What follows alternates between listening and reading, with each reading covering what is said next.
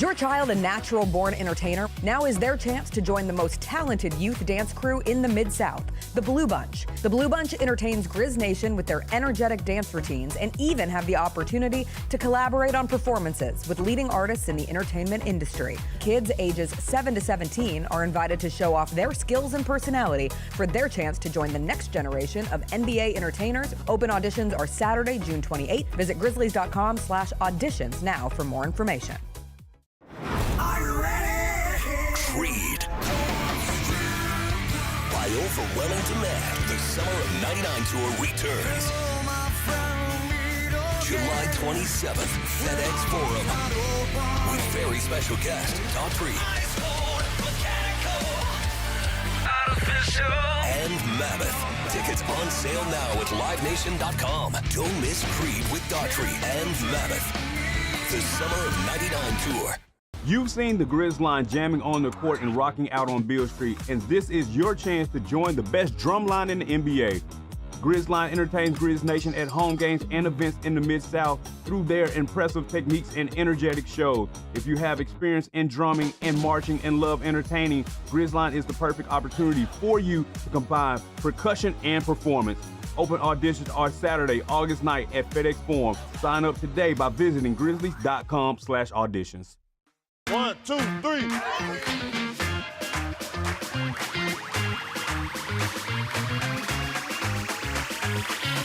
Ready, go.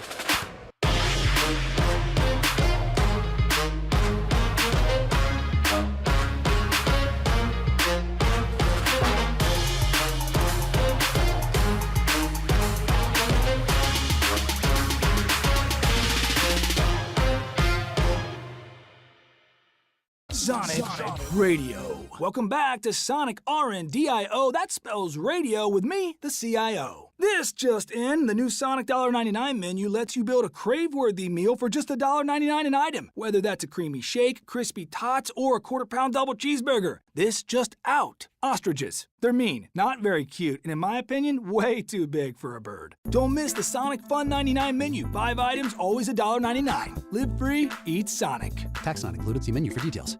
Have you always dreamed of entertaining on the biggest stage in Memphis? The Claw Crew is looking for members to join their team for the 2025-2026 season. Claw Crew members are hardworking, high-energy entertainers who assist Grizzlies home games by hyping up the crowd and much more. Not only do they support the Grizzlies on home games, but also promote in Memphis and across the Mid-South. Open auditions are Saturday, August 9th at FedEx Forum. Visit grizzlies.com/auditions for more information and to register today. The Grizzlies, grannies, and grandpas have the right moves and are currently looking for new members to join their team for the upcoming season. These soulful seniors are a fan favorite group throughout Grizz Nation. You do not have to be a grandparent, but you must be at least 50 years old with personality, rhythm, and passion for performing. If that sounds like you, then we want to see you on Sunday, June 29th. Visit grizzlies.com/auditions for more information.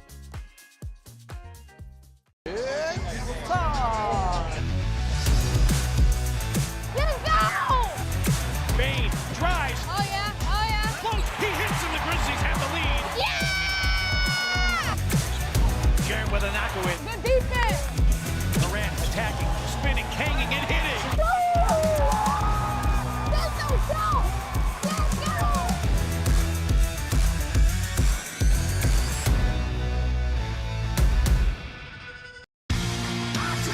Shinedown. Dance Kid Dance Tour. Live in Memphis. FedEx Forum, Saturday, August 30th. With special guests, Bush and Morgan Wade. Get tickets now at livenation.com. Shinedown, live in concert. For more, visit shinedown.com. I need cameras to capture every waking moment between Russell Wilson and Jameis Winston on the same team. The pregame prayers will be generational. Because that's preacher and a deacon. That's what we're talking about here. That prayer's going to be 40 minutes. We're going to miss the anthem. Tune in to the Jessica Benson Show with CJ Hurt live every weekday at 8 a.m. on YouTube at Grind City Media and the official Grind City Media app. Live from downtown Memphis, this is the Chris Vernon Show on YouTube at Grind City Media and the official Grind City Media app. Now, here's your host, Chris Vernon.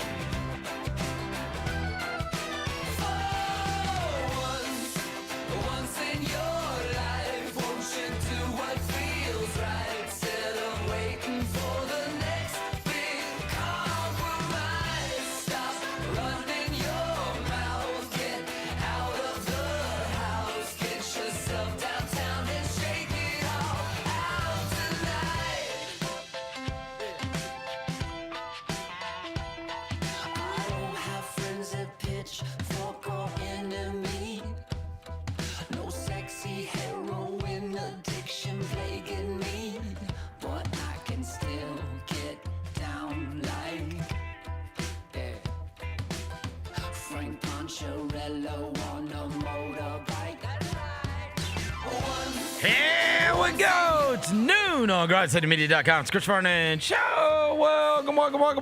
It's a Tuesday, May 27th, 2025 edition of the show. Today on the show, Tony Allen will join us. It's a Tuesdays with Tony.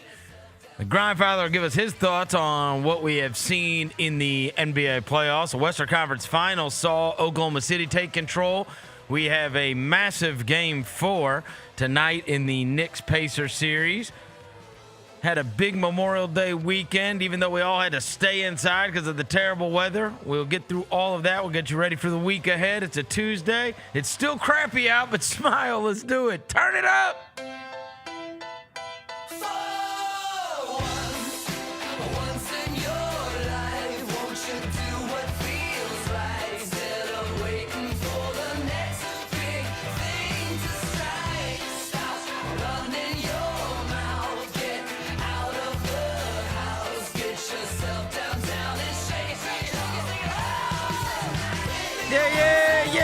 Yeah. Hope everybody's having a good day. All right, we got a ton of stuff to get to on the show today, not the least of which is the Eastern Conference and Western Conference Finals, which have been going on. And we saw the Western Conference Finals have Oklahoma City take a commanding 3-1 lead against the Minnesota Timberwolves last night. Also, we will get to the notes. Since we last spoke, Jaren Jackson was just shy of making All NBA, and we will talk about the effects of that. PJ Haggerty is not going to be playing at the University of Memphis, but he is going to be playing college basketball elsewhere. We will get to that. Ton of stuff to get to. Before I get to anything, I welcome John Roser to the show. John Roser, a.k.a. the Cologne Ranger, the Body Spray Bandit, in your sack. Johnny Backpull, Johnny Bearcat, the Grim Roser, John Asparagus, Johnny Netcarp, John Lance. He's Dr. Thunder. He's Yogi Roser. What up? Hello, John. What up? Devin Walker's here. He's the microphone mangler, Senor Quasadilla, Mr. Math, Navajo Joe, the reporter, the photographer. He's Sir Hiss. He's Walker 93. How y'all doing, man? Great weekend. Hey, ain't nothing better than a 3-day weekend because it means we're almost to the weekend already. Yeah, but we got a bad deal for Memorial Day in Memphis, Tennessee. I mean, where you want to be able to hang out outside, go swimming, grill out, do all the things that like kick off summer. None of that was applicable because it was cold and rainy and dismal all weekend. This is supposed to be a great weekend, right? Yeah. Kids get out of school, you could kick off summer, and none of that took place. Tony Allen is where summer is going on. He is in Los Angeles, California. He is the Grindfather. It's a Tuesdays with Tony, brought to you by ESCO. Make sure when you are headed downtown, you dart across the street from FedEx Forum, and you are getting shrimp and grits and all kinds of great fare at ESCO. Tony! What's happening? Oh, wow. Oh, wow. He's in the lineup. Yeah, well, look at you, Are you okay? Yeah, TA. Blink twice. Are you okay? Hostage situation. Mugshot Tony. Where you find a blank wall at, bro? Bro, it's always so with y'all, bro. First is the La Quinta. Now I got it on the wall. Good surface. Y'all He's in a closet somewhere. All right. Mugshot Tony. All right. Hey, look, I did see, before we get into all of the things we need to get into basketball-wise, you were out in Los Angeles, and all of a sudden, I'm scrolling through Instagram this morning, and I see Adrian Wojnarowski, who is now the general manager of basketball at St. Bonaventure, his alma mater. He is posting about being with Tony Allen. And I'm like, what is going on? Like, what is happening? Why is Woj with Tony Allen? So explain. Oh man, well that was a cool event, man. The front office forum, you know, they invited me down there.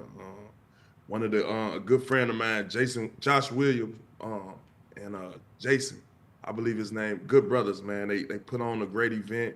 Had me up there, just, you know, giving my story. Got a chance to, you know, talk about the documentary. You know what I mean? They got a little snippet of it, and then it was just questions and answering from a lot of college coaches. A few GMs was there, a lot of athletic directors. You know, it was a pretty good set, man. Me and MB, man, we did our thing up there, and got a chance to see Woj. Obviously, Woj. Paul Pierce came to support. I told him about the event, and it was at a nice little what they say, ambiance. It was a nice ambiance there. Not the ambiance. Oh yeah, there you go. Okay, Here are the pictures from the event. Yeah, you see you and our co-worker Mike Blevins, who did a outstanding job on your documentary. So you guys talked about the documentary, and what else did you have to talk about? Front Office Sports is the name of the thing? Yeah, Front Office Forum. Front Office Forum. Look at you, Paul Pierce. So what they do is they basically, you know, they gather, you know, a lot of coaches up, you know, a lot of athletic directors up, you know, and just getting the mind of an athlete, you know. Oh, that's cool. Getting the mind of guys that, you know, that have done it at a high level. And, you know, like I say, they put on a show, man. It was a lot of good brainstorming, you know, and just finding out ways to go about winning. And I like how everybody came in there and had like-minded ideas, you know, just trying to figuring out ways to win. Have you ever met Woj before? Never met him, man. Really? Oh, that's dope. Never met him. So it's crazy. Back in my day, see, now they got the guy named Shams, if I'm correct, right? Right. So Shams is the guy now. And so when I played, it was Woj. Right. And funny story, where I had him tickle a little bit. So I read up on him. I had to shake his hand, and I shook his hand. I ain't let his hand go, and I had to let him know. I say, hey, man, I just wanted to let you know, when I was playing, you was the most feared man in basketball. He started laughing. He said, why you say that? He said, man, I'm gonna just tell you about myself. Just let me tell you about myself.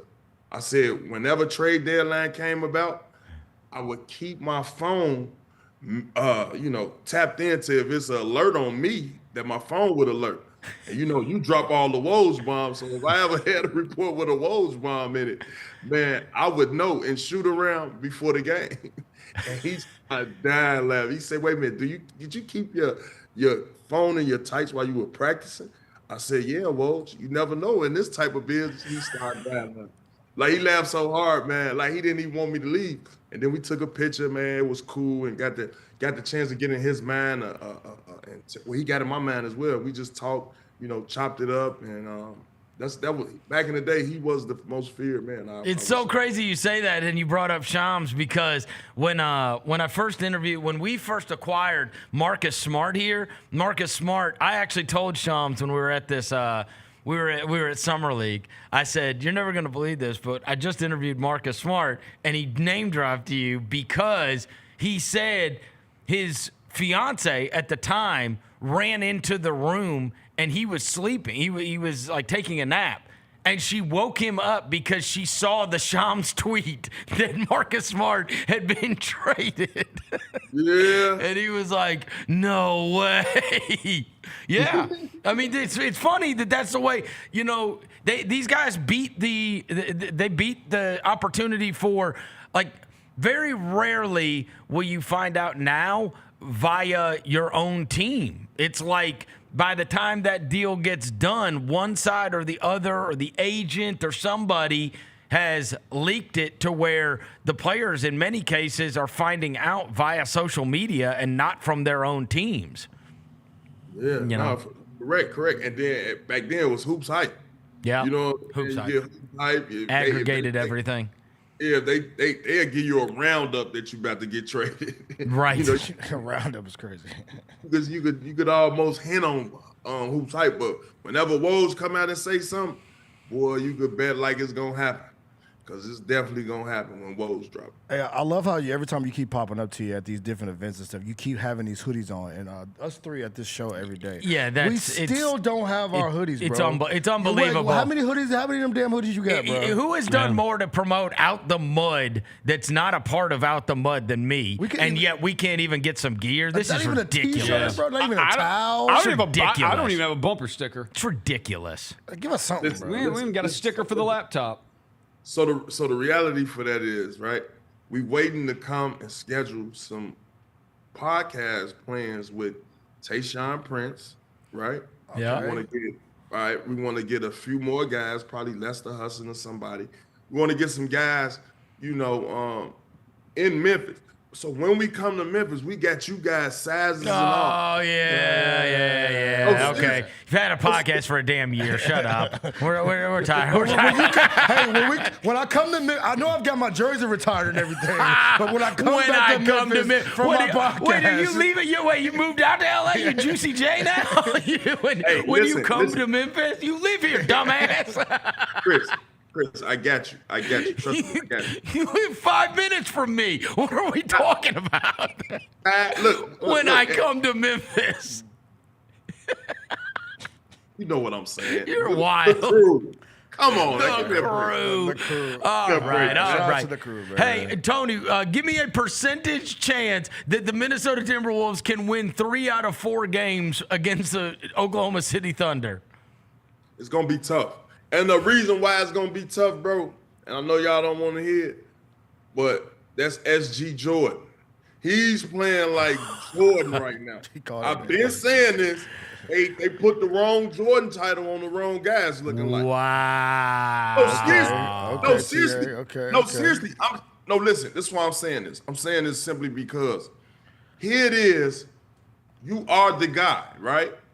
And when you look at the Oklahoma City Thunder, all they guys give you plug-and-play type of guys. I'm talking about that's gritty, that's grimy, that's ready to just get out there and compete at an all-time level. But the main focus is Shea. Everybody keep keying in on Shea. He got 3 or 4 or 5 defenders on him just as the same way as Ant do. You get what I'm saying? Ant said he didn't struggle, but you went 1 for 7. He was 1 for 2 in the first half. 2. And I don't care him saying he wasn't aggressive enough. No, that's what the defense is making you do. Now, if you want to be great, be great. But they doing the same thing to Shea, and he's finding ways to get guys open. I'm talking each pass that comes from Shea is looking like the whole team is sticking Shea, and these guys got to be Craig Hodges. These guys got to be Steve Kerr. They got to make shots, key shots. I'm talking about that define winning, that Tony, what was so perplexing to me about last night is if the attention is going to go to Gilgeous-Alexander and then he swings it over to like this, to a wing 3. Like, the idea is like you want Caruso takes it, Dort takes it, even Aaron Wiggins or Isaiah Joe. Like, you just live with the results, right? Yeah. Why are there just wide open wing 3s for Jalen Williams and Chet Holmgren over and over again? It's like, this cannot be, like, there is theoretically, right, when you go in and you're getting ready for a playoff game, which you did many, many, many times, there's a whiteboard, right?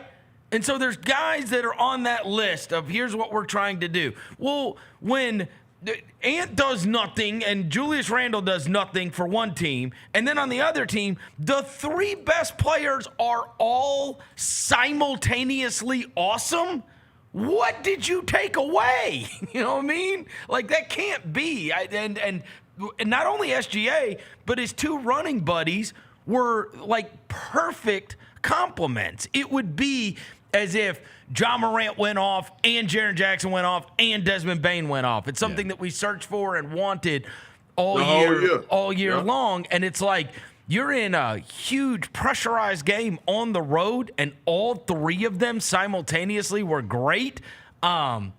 It just makes you wonder. I don't know how you can put up that many points and be that efficient as Minnesota is and be that dismal, defensively to where all three of their best players are able to be that great and do it like efficiently. It's not like it took them 30 shots to get 30 points. It took SGA 30 to get 40, but it took Jalen 23 to get 31. Yeah. And then Chet was shooting wide open threes, rim runs. So, I mean. So what'd you see? Man, I like how they playing. This is the best time to be playing that type of basketball. It's all the work you put in over the summer. It's all the work you done put in and shoot around, coming in late, getting in that gym. And it's just been what they've been accustomed to doing for the last 2 years. They've been a well-oiled machine. And they say Chet was going to be able to be the missing piece. And the way he played yesterday, he definitely was a missing piece, But I just think Shea just put so much pressure and so much attention on the defensive end where you got to pay attention to him because he could just walk into his shot and hit a pull-up. It's like so Jordan, like he ain't really pressing the three, but he'll blast the three. And it's getting those guys open shots. Jalen Williams, those guys getting – look at it. That's crazy. It's Kobe. Yeah, it's Kobe. It's Kobe. It's so Kobe. Okay, I would say Kobe. It's very cold, bro. Look at that. It's smooth. Wow, dude, these are identical. Identical. This is crazy. Yeah, his footwork is immaculate, bro. And so look at the attention. Look at the attention he draw once they start double teaming though. When they start double teaming, Jalen Williams is gonna hit all wide open shoot around shots. Yeah. Chet, like these guys ain't. That's nasty. Sheesh. And then on the other, so it's so crazy. He's controlling the entire game and making his teammates better. And then on the other end, Anthony Edwards, like, there were moments where I didn't even know he was playing in the game in the first half. It's like, it's not like he just wasn't taking shots. It's like sometimes it's like, okay, they're loading up on you. So, and Chris Finch has talked about this in the past, right? Take the singles, take the doubles. They don't all have to be home runs.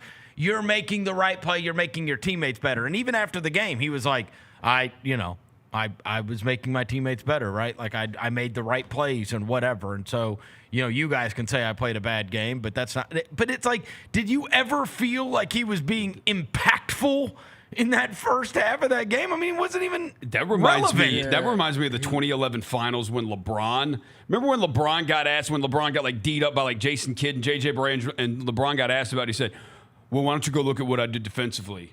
You weren't paying attention to what I was doing. Basically, like, yo, come on, man. Come on. You're the star. Everything, we know. Everything comes off of you. You gotta force them. I thought you gotta force the issue sometimes too, right, TA? Like even if they loading up to like take away what you want to do, I'm the star. I got to take a couple bad shots. Well, the other thing is but also that's the attention. That's the attention that opens it up for everybody else, right? Like it's like you could still make plays off of it, dude. They had 64 bench points and lost. Yeah. Like the perfect. You cannot waste that Alexander Walker and DiVincenzo night. DiVincenzo, you had Gobert score double digits. Like he has the basketball ability of a lizard. Like, come on, bro. Like Mike didn't score. But like anyway, what were you gonna say, TA? No, it's just kind of surprising for me, that Caruso and Board and what's his name, Wallace, that those guys could all be, having the mindset that we're gonna key in on, and Edwards, like they not getting no praise, I don't believe. Like I know we saying that, but Oklahoma City Thunder general manager set that team up to be able to defend the perimeter down the stretch, and it's showing with Anthony Edwards. I mean, he said he don't want to be the face of the league, and if he keep playing like this, we can understand why. Because going 5 for 13 and 1 for 7 just don't give. I had a good game. It gives what it is. Like they locking you up, bro. Do you think that last night watching that game, I think that was the most impressive Thunder win out of the entire playoffs for me. Like watching them like that game last night, because the Timberwolves, every blow they could, like every body punch and role players, the crowds lit as a mud, and every time the Timberwolves thought they were gonna win the game, J-Dub would hit a 3. SGA walk you to the free throw line. I'm like, yo, this, like they look good. Like they responded to last everything. night was the first one I was like, okay, bro. This might be the best one I've seen all year. Well, because even at the end, right, when you had that run where DiVincenzo knocked down the corner three. I mean, the roof was coming off the place, and they came right back down. And Jalen Williams hit a three. Yeah. It's like three. That was the only time in the game. Honestly, it's the only time in the game I thought like, oh wow, they might actually lose this. Is when DiVincenzo hit that corner three. He's pumping his fist. Everybody's going crazy, and they were all right back down and scored a three and pushed it back to 6. And I was like, oh god, like they just had an answer every single time there was some kind of moment because Minnesota was scoring. They just couldn't get any stops. And as you said, a lot of it was, why is Jalen Williams wide open at the 3-point line? Why is he wide open? This cannot be the rotation. Yeah. It was bad. But no, that's the best win all season for OKC. I was like, okay, maybe they are. Maybe they got the juice, bro. Maybe they got the juice, TA. Maybe I've been hating for so. I'm still gonna hate. Well, look, if you told me, I can't believe it was a 2-point game, and you had Edwards and Randall combined for 21 points on like 20 shots and 10 turnovers. They were the two culprits. They had 10 turnovers between the two of them. They were bad. Like, how did they not get killed? Yeah, it's kind of great. DiVincenzo and them boys, right? They lifted them up finally, bro. That's like the perfect storm, right? If you come into a playoff game, the perfect storm is like my role players play well, even if my stars don't play well. So my role players play well, we're gonna win the game. You still lost. And then the Thunder did what I haven't seen no playoff team do the entire playoffs: foul up 3. Don't let you get a shot off. Oh no, that's happened a bunch in these playoffs. The Thunder got burned by it in game 1 of the Nuggets series. But that was they fouled against Aaron Gordon. Yeah, they learned from it, bro. Like we ain't finna get. Because remember that was big controversy with the. He got railed for fouling up 3 because it let Jokic back in the game. Yeah, he did. In that they game. learned from this situation now, right? I'm like, yo, they might got the juice, man. I can't. I feel bad. I feel bad for Mike.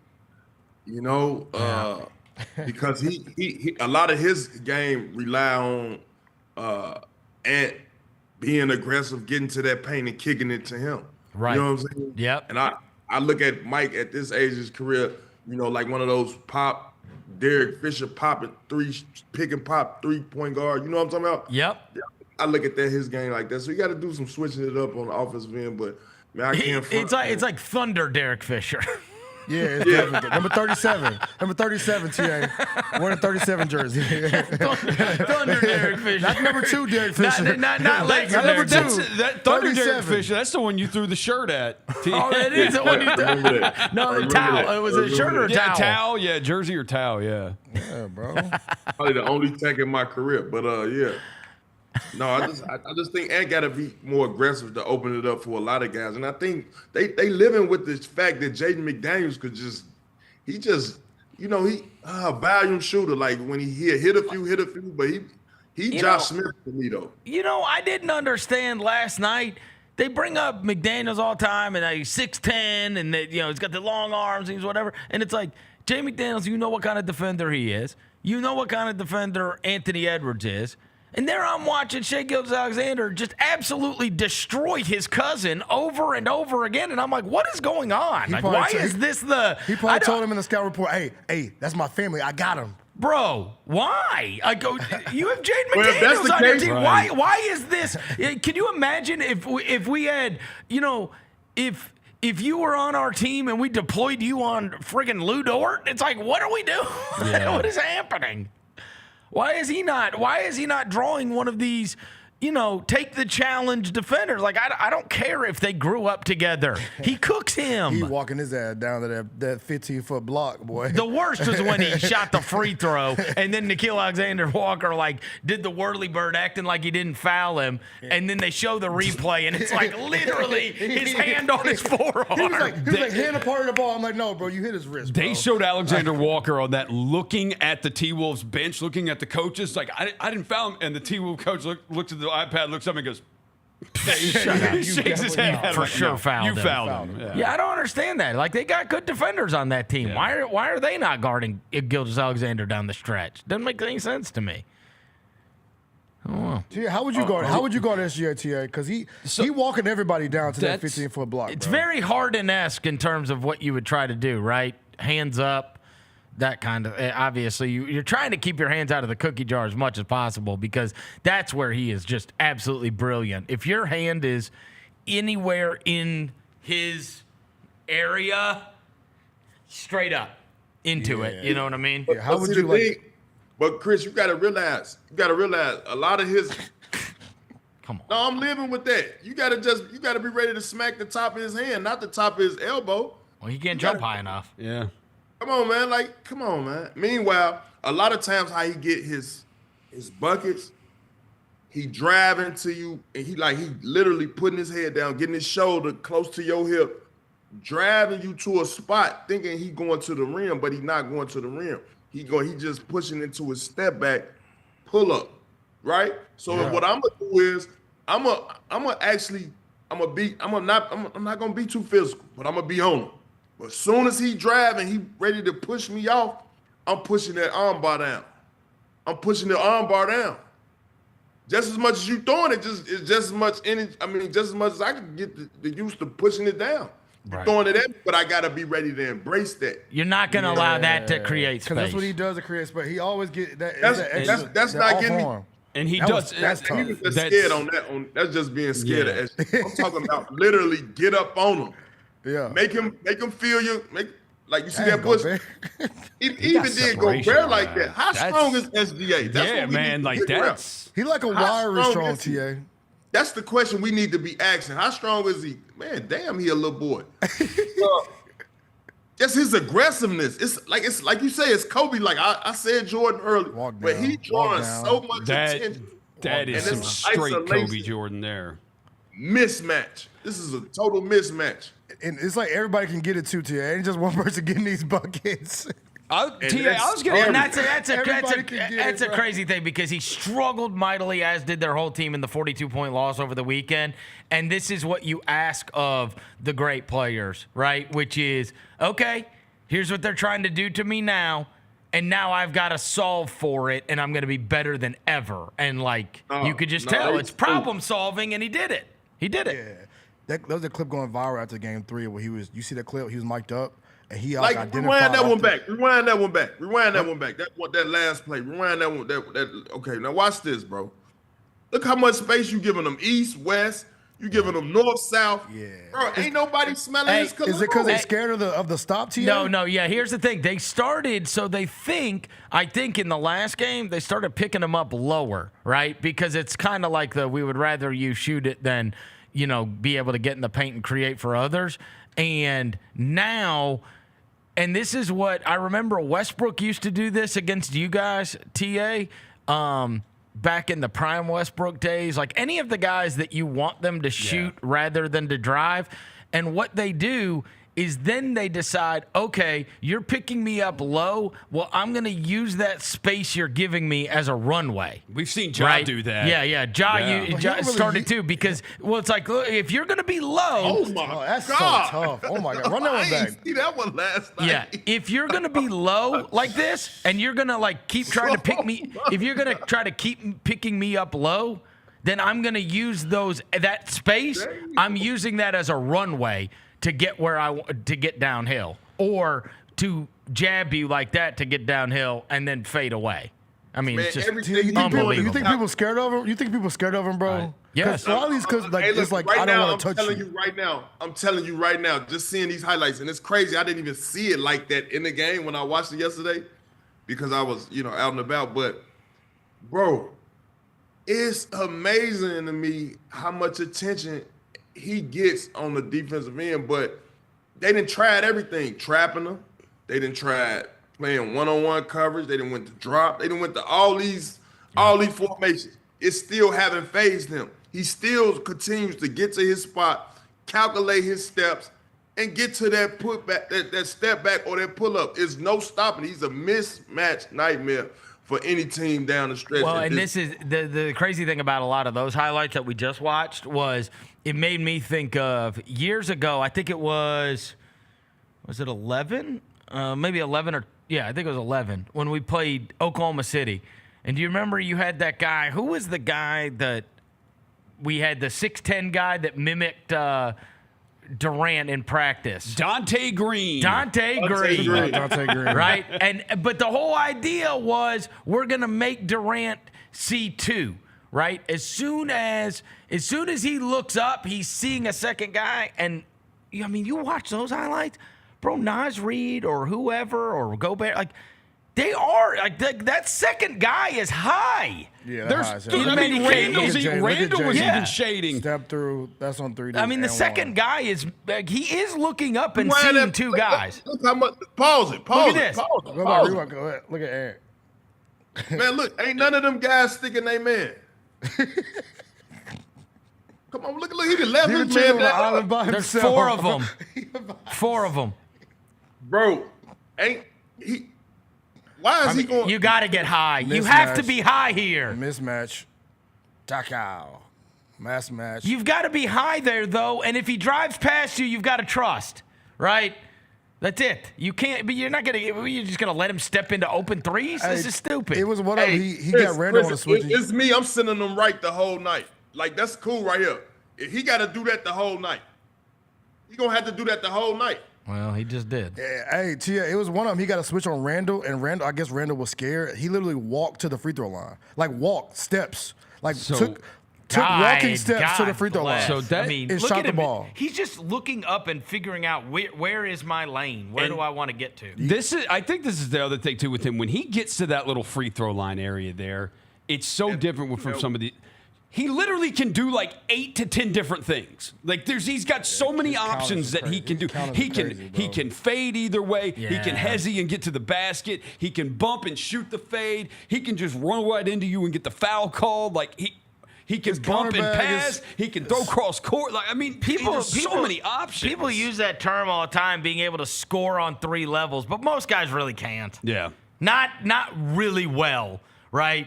Like, Durant was obviously the scorer, right? He was like, he can score on all 3 levels. And right now, he doesn't really do a lot of going to the basket in his older age. But, like, this is like prime Durant, prime Kobe, like elite level scoring. Where it's like, there's no great choice to make.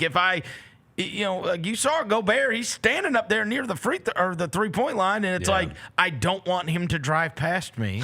But if he does start to drive, then he just pulls up from halfway, or he goes all the way to the basket, or he just pulls a 3 in your face. Like, he really does score at all 3 levels. So we got history on the Thunder front. SGA, J-Dub, and Chet combined for 95 points. You missed on the trio. It's the most OKC trio scored in a playoff game since the Grizzlies in 2011 versus the Grizzlies in that triple overtime game. That double overtime game, I'm assuming. It was Durant, Westbrook, and Harden. Oh, Harden. Yeah. Oh, wow. I forgot scored 94 points in that game against the Grizzlies. Yeah. Yeah, but that was a triple overtime. That's what I'm saying. Last night, they scored 95. Wow. As a trio. Yeah, that goes to show you how much they scoring that ball now. So, and one of the things we talked about, Tony, was that we're going to know in both the Western Conference and Eastern Conference Finals, it's almost like you could tell me what the turnover number is for Minnesota, and I'm going to be able to tell you what the score was. And obviously they had over 20 turnovers last night. But beyond that, there's a range of scores that these games are going to be played in, and we're going to know which one it favors. And if you're playing in the 128s like that, that has to be a slower game. That has to be more half-court basketball for Minnesota to be able to have their chance against them, because you saw that happen as we move on to like the Eastern Conference Finals. Like, it's not a coincidence that the game the Knicks won was 106-100. And I don't know if you've seen this stat, but if the Pacers get to 114 points so far in the playoffs against the Bucks, the Cavs, and the Knicks, they're 10-0.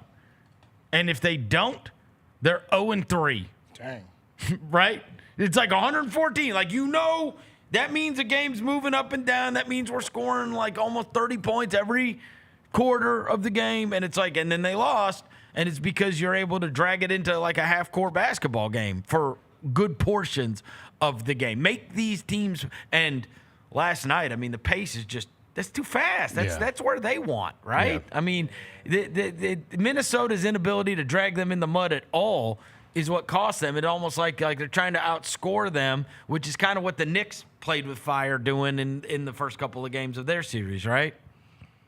Yeah, I agree, man. And looking at it now, like, damn, I need a turbo button in me now because they on them at all angles. And you got to be the guy to score. You got to be the guy to make plays. I think he's fatigued. I think Shea Gilgeous and them guys, they look well conditioned right now because it's no way that they're not sticking Anthony Edwards the same way. It's no way. It's just the players around him are playing at a high level. You look at Nas Reed, he's the 6th man of the year. That man out there playing like he's the 12th man of the year right now. No, for real. They just beat the ass. 12 man of the year. What I don't understand is how is Oklahoma City able to just take out Randall and Edwards, and yet on the other hand, Minnesota, who has got very good defensive players, how are all three of them scoring at that kind of rate? Like, you know what I'm saying? Like, who are you taking out? Who'd you take out? Caruso? Yeah. Okay. We got him. Yeah, good. He didn't score. He didn't score his 8. Hey. Or whatever. What the hell are we talking about? What are we talking about? We held Caruso to 7, okay? Yeah. Hey, T.I., this is what I was worried about with this series at the start, bro. Randall turned into a pumpkin. Like the first two series, bro. Yeah. The first 2 series, he was able to cook against smaller front courts, bro. He got to the Thunder and Chet. Now he's like looking like he looked like Andrew Reese. Respectfully. Oh, Lord. Respectfully. All right, I'm gonna say, because I like Randall, you know what I mean? But I think he got the last series mindset in this series mindset. Series changed, from series to series. They gotta find somebody else to get cracking. Because Ant shooting 13 shots, 1 for 7, not being aggressive, talking about he ain't struggled. It kind of bothers me a little bit because, bro, you know damn well you supposed to be at least and got 30 shots up. Whether you went 5 for 30, it's like, okay, and he really trying to do it himself. But now like that, you looking gas, bro. It look like their defense is so swarming on you from Dort to Caruso to Wallace. And everybody else, I'm talking about keying in on you. It's tough, man. It's tough, and it's gonna be a growing series for him to learn. And he put me in the mindset of LeBron at this point. Like, okay, all right, what I gotta do this year? Each year is something new you're gonna have to bring to your game and give up yourself in a certain way. You know what I mean? Maybe it ain't 7 threes. And he's still on the. This is young. This is being young, right? He's still he's still defensive. You hear his reaction to it, and it's not, yeah, you're right. I need to be more aggressive. This team follows me. I need to be better. Like, you hear veteran guys when they talk about it, and that's the kind of thing, and that's the kind of things they're saying. He's like, nah, you can say whatever. You know what I mean? It's still defensive. He's still he's still resisting the fact that he wasn't the guy. He's like trying to tell you that you didn't see what was reality. And it's like, bro, we all just watched the game. It's on video. Like, we're watching it. Like, and that's the thing. And that's you weren't even involved. You weren't even involved. As you get older, Chris, right now you probably hearing the naysayers and what they saying. But when you get older, you start to realize it's a game within the game. I have to be better in these areas to get the win, because at the end of the day, that's all that matters. And if they're gonna put me in this stratosphere that's saying that I'm possibly a face of the league, then I need to perform, bro. It ain't no other way around it. And Shea Gilgeous-Alexander looked like the crown is there to take in all angles, where he's the face of the league, the champion, finals MVP. He might be AI. Playing with a relentlessness and a big condition mindset to where I'm a seek and destroy this the whole game if y'all let me. Well, it's also like, and look, a lot of players talk about this, and Halliburton has talked about it actually very recently. And there comes a time where they all end up just giving up on caring what people think about them. Right? Mm-hmm. There's some moment in their life, and maybe it's because they have a kid, or maybe it's because they have they have a serious girlfriend and then a wife, or maybe, but there comes this time where they stop caring what social media and the friggin' internet is saying about them, and Until they do, it's overwhelming. It's overwhelming, and it's like you are living in this response to what people are saying rather than just, and I watch, you see Gilgeous-Alexander and the way he handles himself and even the way he talks after the games and whatever. And it's just growing up. That's it, right? There's going to be times where we look back at like John Morant press conferences and he's going to sound like a different human being. I don't know when it all crosses over, but there's a point where it crosses over for these guys and they realize they've got to just stop caring about what people say or think about them, right? And just, it's hard. It's hard, especially with this new generation. And Halliburton said it. He was the first one. If you read that article that Jared Weiss wrote, he was absolutely as transparent as he could. He's like, it affected me. It affected me. Yeah. I'm looking at that stuff and it affects me. Like in a very negative way. I'm reading what people are saying about me. I don't think that changed with And it with affects Tyrese. me. I don't think that changed with Tyrese. No, he doesn't read it, is what he's saying now. That's cap. He can't. That's cap. I totally. You believe that, bro? I That do Tyrese believe it. Halliburton doesn't believe the internet? I do believe it. I What do the hell? I do believe that This man brought up aura farming in an interview, bro. I'm telling you. He was reading the internet. Of course, he has an awareness of what's going on in the internet, but I'm saying in the same way that you put worth into it. How about that? That's a better way to say it. Yeah, that's a better way to say Putting it. 'Cause worth into it. He definitely reads the internet for sure. Because he referenced some stuff that people say on the internet. I'm like, you still tapped in, my guy. You still tapped in. It's how you view it. Yeah. And it's whether you put any worth into it or not. Yeah. You know what I'm saying? Aura farming and everything. You have to decide whether or not this matters to you, what people are saying about you. Yeah. And you see how defensive Edwards gets. And All it's the time? He gets super defensive. That's why he walked. I mean, he didn't even do the interview after they lost game 2. Yeah. He just walked out. It's like, bro, you're the face of the franchise. Come on. I think your boy Shea may be a ChatGPT, TA. He give the right answer way too often. I don't like that. No, He always give the best answer, bro. I hate to bring it up, bro. But he sounds very intelligent. He's very professional, right? And that's how saucy Kobe, Jordan, and I keep saying Jordan. But listen, those guys used to They used to get in front of that podium and talk, and they'll be like, the game is just always, come on. Tony Rice. And I'm talking like with they suit on, they earrings in, they shine, and it's like you hear him speaking, it's like, oh, this boy been in the dictionary. You know what I'm saying? Damn, bro. So and then it's a difference, and then you got Ant. Let's just say Ant, for example. I hate to be going dude from Atlanta. Dude from Atlanta. I love Ant. Listen, he's a beast. I love Ant, but right now he's coming up a little short right now. But listen, he'll get on the camera and be like, "No, it didn't matter. No, it was cool." You feel what I'm saying? They got two different. Right. Like that's right. I think his interview etiquette is better than Ant, and you could tell it's gonna take growth in just how he even approached the microphone at the game. Like game 2, you don't even show up into the press conference, whatever, and then you get in to lose like this, and you say you're not struggling. No, if that was MJ or if that was Kobe, yeah, I'm struggling. The defense is doing a great job of keying in. I have to it's a certain way you. I gotta be better, right? Yeah, I gotta be better. I gotta be better. Yeah. Not coming in looking at your Instagram, seeing what the fans saying, and then looking at ESPN quotes and then trying to fight against that. No. Key into that iPad, look at what they doing, and be aggressive and be great. Because we expect you to be great, bro. It's no shame from being great, bro. He is one of those guys. He Atlanta to the core, TA. Sometimes you can't help it. He ATL to the core, bro. But he won't be.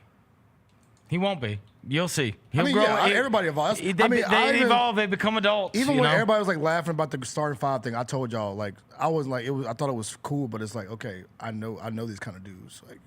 And he'll grow. Oh, look, Anthony's so funny. He's so funny. I'm like, but he'll grow. I know this kind of dude. This ain't the time to be funny right now. Yeah. To TV, bro. This is a serious ass time.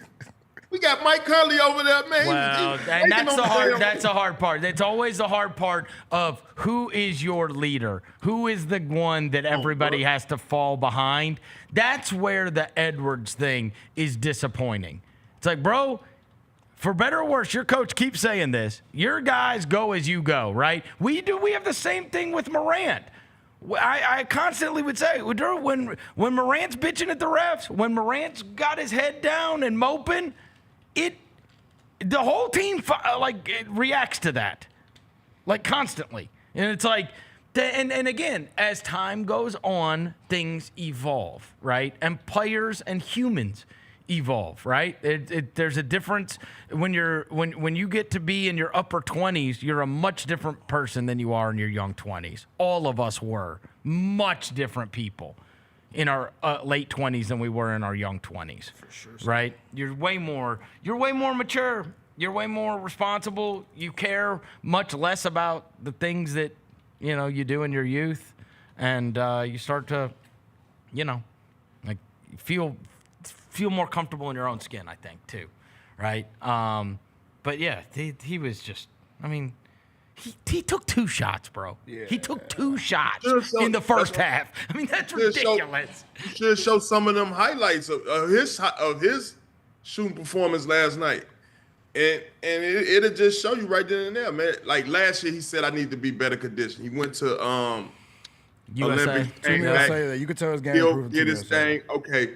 Now this year going to be more so, how do I hit mines off regardless of what defense? Because the great ones do it. And I remember playing against Kobe, we got 5, 6, 7 guys surrounding him. But he played with that relentless spirit to get it done. And here he is. Okay. It's wide open. It's wide open. Take that.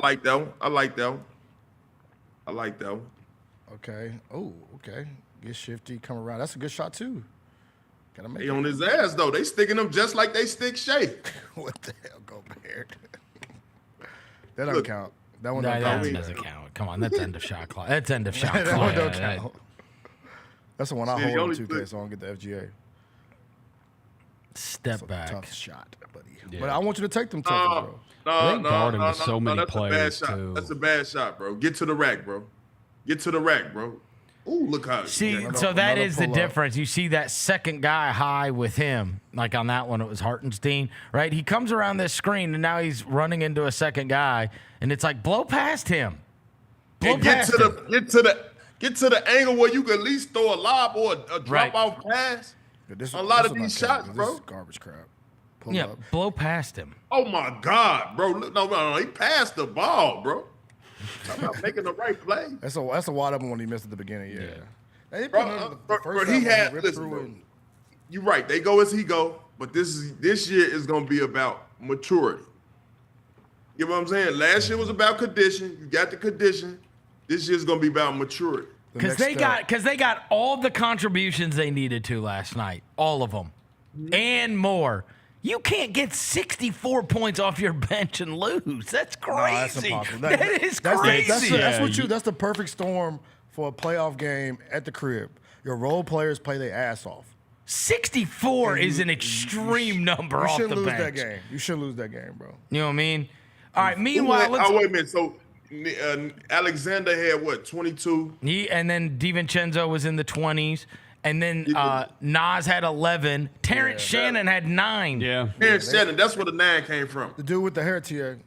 Yeah, that's my little shorty. I know him. That's my little man. He, what's it called? He's got to be leading in points per minute. Every time he comes in, he scores 7 points in 3 minutes. Get to it. Hey, Chris. It ain't no scouting report on him right now. It really ain't. Like, who is this dude number 00? Nobody even knows who it is. Like, who is this dude? Look at this dude out the crowd. Who is that? Hey, Chris, them the best minutes in the world. They're the best, right? The non-scouting report joints? Yes. Them no scout reports. Then you look up, man, he got like 10, 12 points out of nowhere. But I love it. It's a spark. That's because they going to definitely need it. They throwing everything in the kitchen sink at these people. And it ain't working. And you got to give Shea Gilgeous and the Oklahoma City Thunders they kudos, man, because they've been dominating all year. This is no surprise for us about them. All right, so on the other side, we got the Knicks, who were able to get it to 2-1. They had to. And they're down by 20 and storm back. Cat is 2 for 8 going into the fourth quarter and then has 20 points and dominates the entire game. He was cooking, boy. And Tibbs, for the first time ever, plays 9 guys. I look up and DeLon Wright's in the game and Landry Shamit's in the game, and I'm like, what is happening? And Tony Bradley was in the game at the same time. I'm like, what is happening? Who are all these people that are playing in the Eastern Conference Finals? But they storm back and lock down defensively, get the 20-point fourth quarter out of Cat, play a bunch of guys, and now they have to try to get it done again. Now, meanwhile, Nesmith's hurt. We don't know about the ankle. They say game time decision, but that is a massive injury for them. That's when it kind of started falling apart for them. Well, and they were 5 for 25 from 3. And then when he came back, by the time he came back, it was like they couldn't get it back. So the Pacers got run out in game 3 in that Cavs series, and then just mauled them in game 4. Yeah. So I wonder, what do you think? What are you thinking on Knicks-Pacers? Do you think that can be something that we look back at that one and go, okay, the Knicks started to press some of the right buttons and were able to drag that thing into the mud, and maybe they can do that again? Or is it the Pacers will problem solve like they have throughout these playoffs and probably run them out again? I mean, if anybody I'm banking on to pull it out and, come back from being down is the Knicks. It is. Obviously, Coach Tibbs, he's been through the mountaintop, obviously, winning the championship with the Celtics. I just think it shouldn't have took Brunson and them getting in foul trouble for you to go to your bench. Those guys have been, all around the league, played a lot of basketball. I'm talking Shamlet. Who else he put in there? DeLon Wright, McBride. These guys could have been useful all year long. I thought they played some solid minutes. They filled in. But if I got to be correct, man, Tibbs is probably one of his best coaching.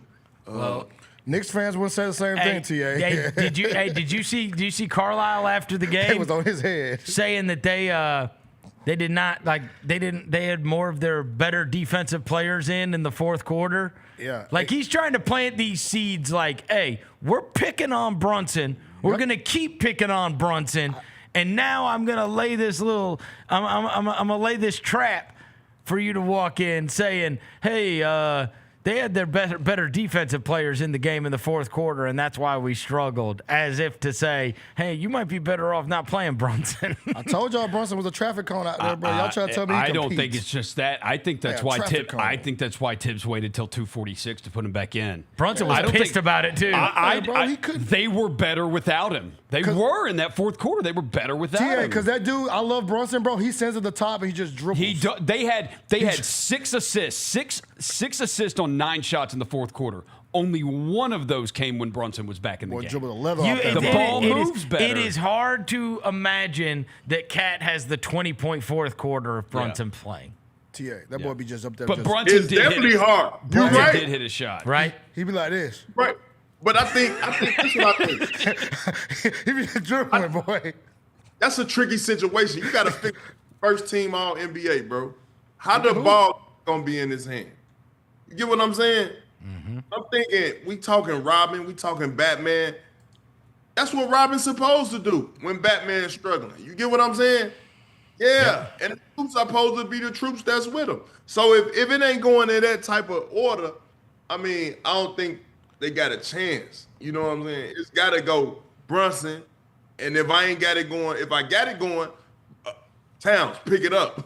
But if I ain't got it going, and Towns, pick it up. The way it go. Towns in the lose-lose. Towns got to come through at all costs. So if Towns, how do I bring it if my point guard has no X button? That's the pass button, ain't it? Yeah, it's the pass button on 2K. How do you say Cat? You bring it if the person to bring the ball up has no X button. Man, the thing is, bro, this playoffs is so up and down. It could go either way, man. You just got to feel the game, man. And with a quarter like that, I think well, ain't no hiding on that defensive end, but I'm damn sure putting Cat in that mid pick and pop area, you know what I'm saying, so he can get busy, man. Or that trail big. He got busy being that trail big last game, man. Mm-hmm. So I'm pretty sure they're going to work that. They're going to work that because he a threat. So it would give me a little bit of hope if I was on the Knicks side of things, because right now they've got it Indiana -2.5 and a total of 220.5. So that's a lower scoring, right? Like, that is indicating if we're going by that 114 number, if we're going by the 114 number, right?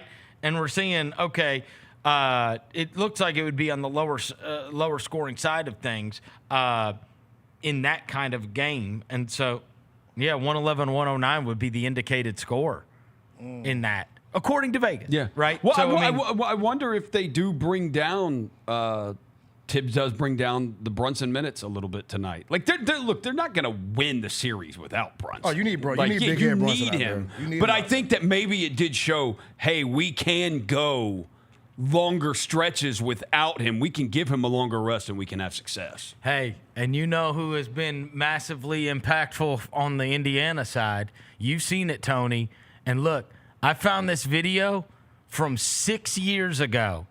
2019 from the Chris Vernon show with you on the show, and I want to show you this in reference to the Pacers Knicks series. TJ McConnell could score. He play hard than him. I love him. He play hard. He does. He look like a little Chris Vernon going on. How dare you? How dare you? How dare you? Yo, I've been saying that. TJ McConnell. Hey, you do look like Vernon out there, bro. 6 years ago. Yeah. Been saying that, bro. That's crazy. I got an app for this shit. You got an eye for it? What, white dudes look like Vernon? Peyton Pritchard? 6 years ago. Why did you have to do your eyes like that, though? Yeah. That's how he be looking, though. He be dribbling around like looking for someone because you know he's not going to score. Constant pressure. Constant. Yeah, bro. No, I can't front. Hey, Chris, that's one thing about him last game. He was showing me the pick and pop. Showing me the pick and pop. Do the TJ McConnell.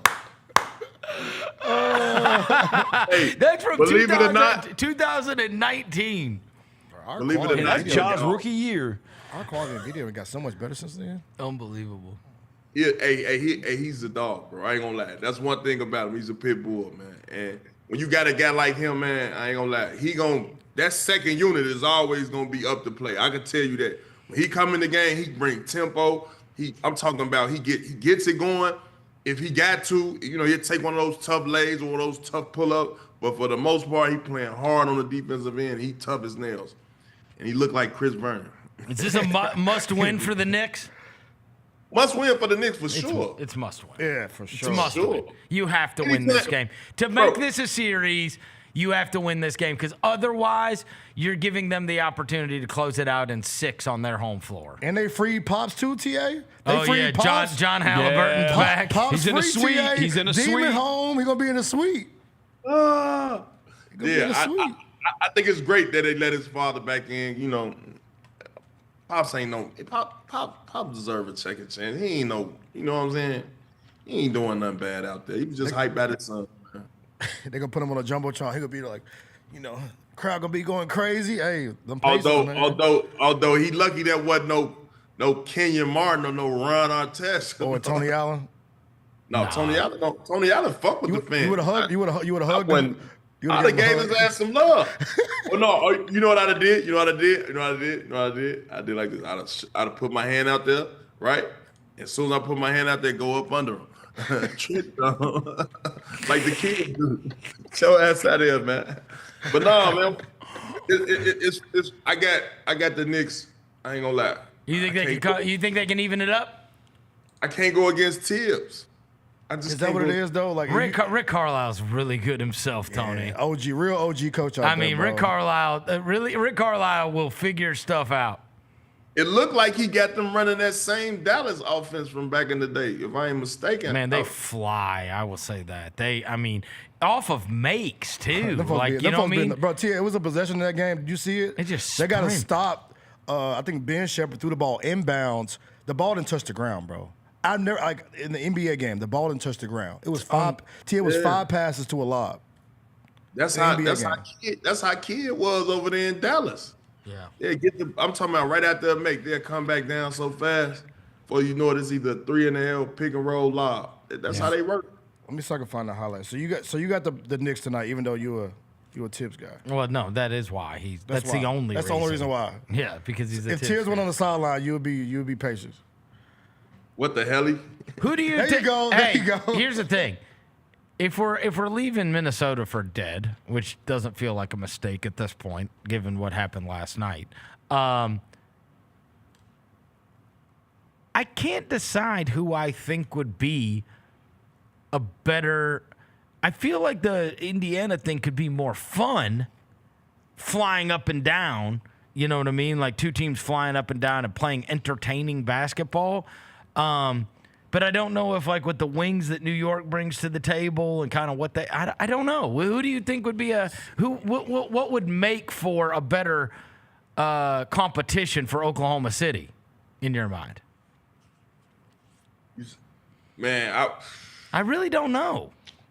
I'll go probably Pacers because Pacers got less dudes you can just not force the rock to. Like, there's more guys that can dribble, pass, and shoot on their team. Yeah. And I feel like the Thunder always pick on the way they get you is they find a way to pick on you, the guy that you don't want the ball to get to. Right. And the Pacers is harder to do that. You know what I'm saying? Right, and they're willing to. Oklahoma City's willing to live with the results. Yeah.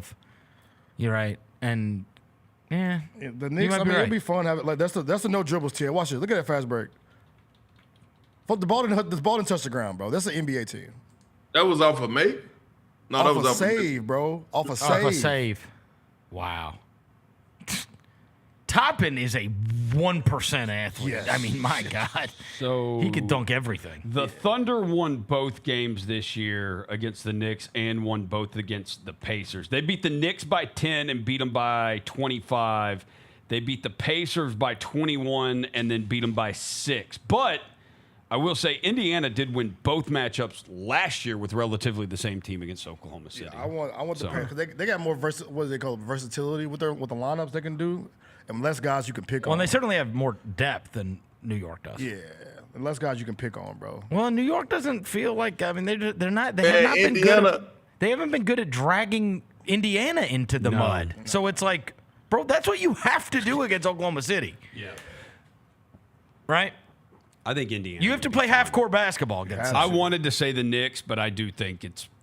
I think it probably is the Pacers. Yeah, it's just too much versatility, bro. Tia, what you think? What you about to say? I was just thinking, like, you're right. They don't have a lot of. Both of those teams are pretty solid. Like they don't really got too many weak links defensively. You know what I'm saying? And they all tied together. I just think if I had to pick, I'd probably say the Pacers. You got Nembhard. You could probably pick on him. Halle You Berry. can't pick on Nembhard, Tia. Come on now, he a dog. Yeah, he can. I mean, which one? What's the light skinned one name? It's a lot of. They got a lot. They got a lot of them, Low key, they got a lot TA. of light skinned dudes on their team. Lot they of got Ben them. Shepherd. They got Nembhard. Nembhard. It's Nembhard and Nembhard. Nembhard. Low key, like Ben Shepherd. You know what I'm talking about? Talking about Ben Shepherd, bro. Ben Shepherd. With the the freaky freaky mustache. Freaky mustache. Freaky mustache, dude. dude. He's been All playing right, more than that's him. Matherin. That's him. But what's the other one with the braids? You're talking The about little- You're talking about Nembhard. Nembhard. You're talking about Nembhard. Nembhard. Yeah, man, man, come on. Shea Gilliard's gonna have a field day with his ass. Is it because you light skinned? No, I wouldn't just say that. Hey, I would love it too. They gonna throw TJ McConnell on him. Yeah, TJ. You're gonna bite his ankles. Yeah. If you get Pacers Thunder though, bro, just think about it. Those would be the two teams that built by Paul George. Paul George trades. Damn, that's tough. They built by Paul George trades, bro. Indiana got rid of him a long time ago. Oklahoma City traded him for SGA, and now look at them. That means the Clippers got to go to the finals next year. Hey, what we doing? What we doing this summer though? What the Grizzlies gonna do? Well, TA. What's on our? I don't know if you heard, but Tyreek Bibberivich. My dog, Tyreek Bibberivich, might be headed our way. Stop. And TJ Shorts. And TJ Shorts. We gotta go. That's hard news. Hey, we gotta go find some dogs, Tony. Yeah. That's what we gotta find. Yeah, guys that can play basketball. We PJ. gotta find some two-way dogs. I saw PJ Washington this morning. I saw that. Yeah. Bring him my way. Shawty, Just like give me my one. way. Like we need multiple, but like probably only got reasonable way to get would you one take of them. PJ So Washington? like, give me a two-way wing. PJ Washington. Give me Dorian Finney-Smith, You want PJ Washington? Since we tried to trade for him, he's a free agent. Give me Dorian Finney-Smith and give me Bobby Portis. Dorian Finney-Smith and Bobby Portis. Yeah. Or if we can't get Finney, You know what I mean? I'll take PJ. Hey, those are not super expensive, legit vets that play hard and are real professionals. Then we're trading and these have won, signing trading Santi. and have won something. Yeah. You know what I mean? Yeah. They've both been a part of winning. They both, put their hard hats on.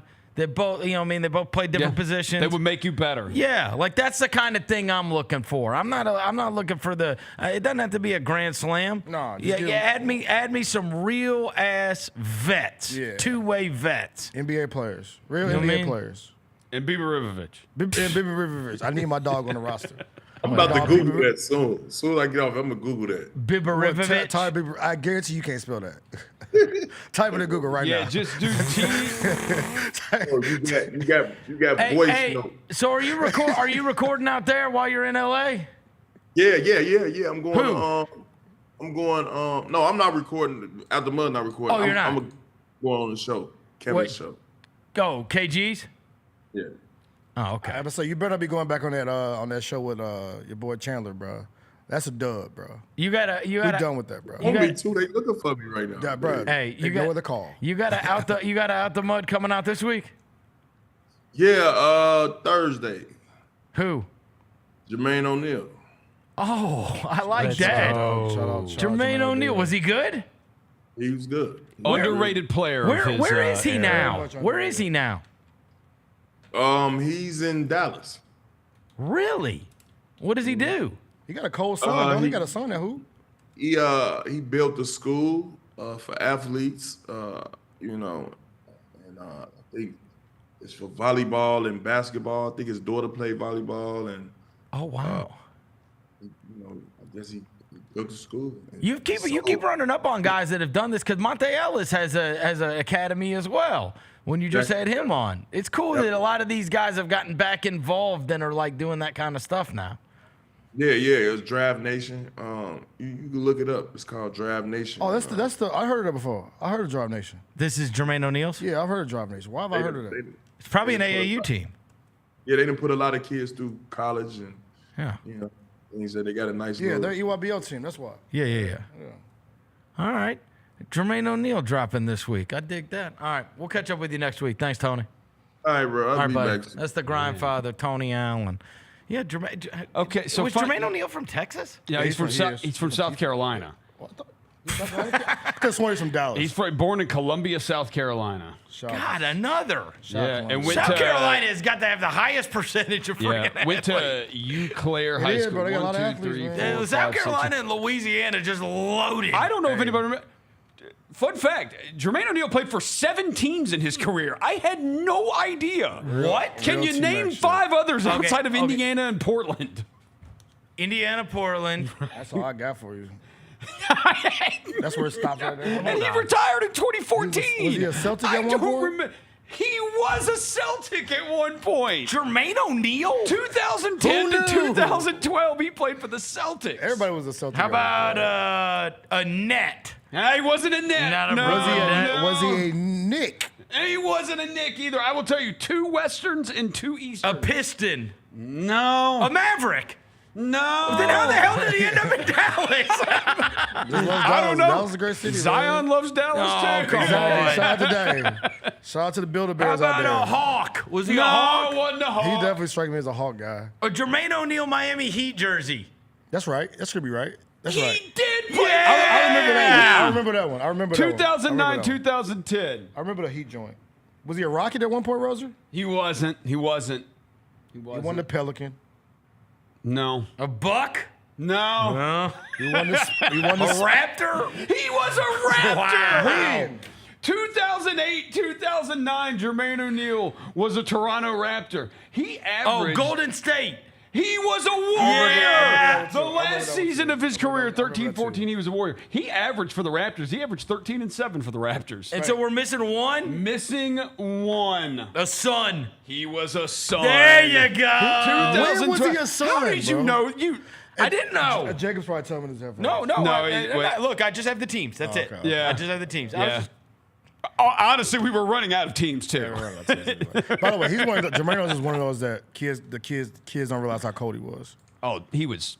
Oh yeah, he Jermaine O'Neal how to run. We need to make a video. Make an Instagram video. I gotta make an Instagram video. Jermaine O'Neal was a problem. Kids don't remember how Jermaine O'Neal was a problem. Yeah. I'll make it for you. 6-time All-Star. There's way sorrier players that have videos. Yes. Like that. Bro, I saw a freaking who was I saw a video the other day? Andrea Bargnani probably has one. I saw somebody that was big buns on my timeline. Quincy Acey. Mario Hazonia. He had like straight dunks, bro. It was like, yo, if you just show somebody this that never seen basketball, they would think he's the greatest player of all time. Dude, who was it, bro? Hey, did you see there was a meme, it was so rude, the other night going around when they were doing the game in Oklahoma City, and they showed Kendrick Perkins on the sideline, whatever, and then they did the welcome home Kendrick Perkins or whatever in Oklahoma City, and somebody posted the video that they showed in the arena, and it was the same dunk from 5 different angles. Dang. I was like, come on. Dang. Like I had one highlight, bro. They said this is the same dunk. They're just showing it from different angles. I remember we would play them in the playoffs. I mean, they would put Kendrick Perkins back in the game like our fans would cheer. Yeah. Like they cheered when he came back in the game. Right, that's tough. But yeah, it was Tyrus Thomas. That's what it was. Tyrus, elite dunker. Thank you, Durant. My other one I would have guessed was... It was like, if you just showed this to somebody who's never seen basketball, they'll think Tyrus Thomas is the greatest basketball. It's like when we did a week ago, we did the Jeremy Evans highlight. Yeah. Like, was this guy the best player in the league? Stromile Swift's got a hell of a hoops mixtape, too. Stromile's got one. Great one. All right, let's take a quick break. We'll come back on the other side. Chris Vernon Show. How about Mr. Irrelevant coming from the Memphis Tigers? Yeah, how about that? New England Patriots took Memphis defensive back Kobe Minor with the 257th overall pick. If you're the player getting drafted at that spot, it's almost better to go undrafted and pick a place as an undrafted free agent to sign with where you have a better chance But you get a lot of stuff. You get a parade. I think you go to Disneyland, I believe. Mr. Irrelevant goes to Disney? I think so. The Odds Couple, live at 2 p.m. on YouTube at Grind City Media and the official Grind City Media app. Shinedown. Dance Kid Dance Tour. Live in Memphis. FedEx Forum Saturday, August 30th. With special guests, Bush and Morgan Wade. Get tickets now at livenation.com. Shinedown, live in concert. For more, visit shinedown.com. 1, 2, 3.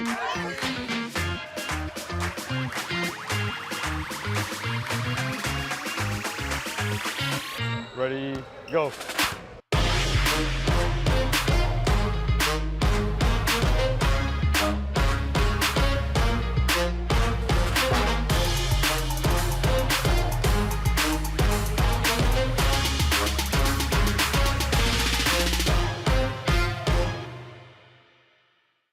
The First Ladies of FedEx Forum, the Grizz Girls, are known across the NBA for setting the standard for professional dance and entertainment, and they are looking for dancers to join their team for the 2025-2026 season. With the chance to gain professional dance experience and connect with the Memphis community, auditioning for the Grizz Girls is an opportunity you do not want to miss. Come show up at Open Call Auditions Saturday, July 26th at the Memphis Sports and Events Center. Visit grizzlies.com/auditions now for more information.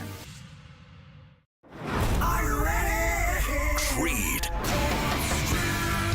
By overwhelming demand, the Summer of '99 tour returns.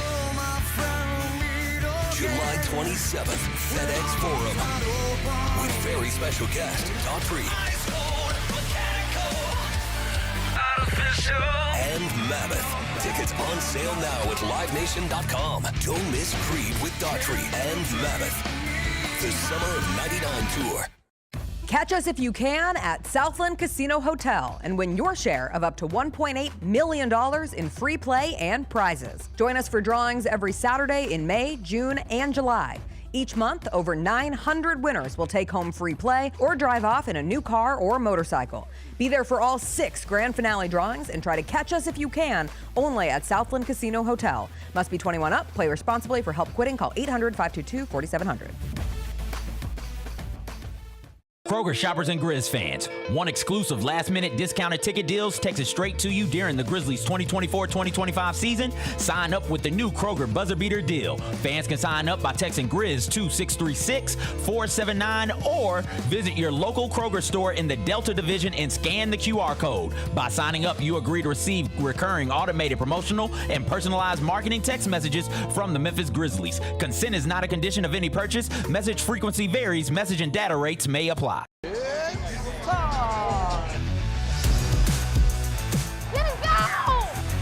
Bain drives. Oh, yeah. Close. He hits and the Grizzlies have the lead. Yeah!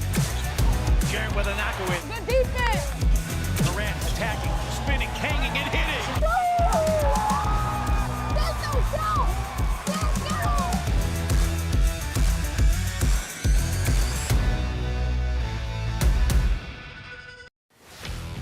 Let's face it, there's a lot of trash talk in basketball, but the great teams let their performance do the talking. Like Ford F-150 with Pro Power on board, a class-exclusive industry-first feature that turns your truck into a mobile generator and leaves the competition speechless. Ford F-150, official truck of the Grizzlies. Greatness starts here at your Mid-South Ford dealer. Class is full-size pickups under 8,500 pounds, GVWR. Grizzlies fans know it's the team that gives you the edge. Big River Steel does too.